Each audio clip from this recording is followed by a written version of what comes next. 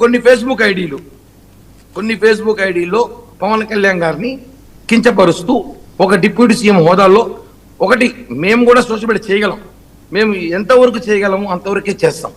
నేను సోషల్ మీడియాలో పవన్ కళ్యాణ్ గారి ఫోటో పెట్టి దాన్ని జగన్మోహన్ రెడ్డి ఫోటో పెట్టి ఇట్లాంటివి చాలా చేస్తాం. కానీ ఇప్పుడు మాది కాదు, మా అవసరం కాదు. ఇందాక మీరు చెప్పారు అప్పుడు చెప్పు తెగిందో లేదో తెలియదు, ఇప్పుడైతే చెప్పు తెగుతుంది. అప్పుడు తెగల, ఇప్పుడు చెప్పు తెగుతుంది. కంప్లైంట్ ఇచ్చాము, పిలుస్తారు, ఫేస్బుక్ ఐడి ఇస్తే చూస్తారు, ఎవడెవడు పోస్ట్ చేసినా తెలుస్తుంది కదా.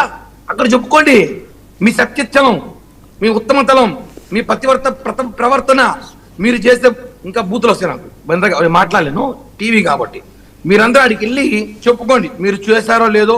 ఆ ఫేస్బుక్ ఐడీలు ఎప్పుడు పోస్ట్ చేస్తారు, ఎవరు పోస్ట్ చేస్తారు, ఏ టవర్ నుంచి పోస్ట్ చేస్తారు, మొత్తం లొకేషన్ బయటకు తీస్తున్నారు. అన్ని విషయాలు బయటకు వస్తాయి, కేసు కడతారు, పోలీసులు చూస్తారు, చెప్తారు. మేమే ఎత్తుకోమేది అవసరం మాకు లేదు. మాకు ఆర్డర్ వచ్చింది, ఈ ఫోటోలు వచ్చింది, దీని మీద కంప్లైంట్ ఇవ్వమని చెప్తే యాజ్ ఏ జన సైనికుడుగా కూడా వెళ్ళొచ్చు నేను. ఒక పవన్ కళ్యాణ్ అభిమానిగా కూడా వెళ్ళొచ్చు నేను.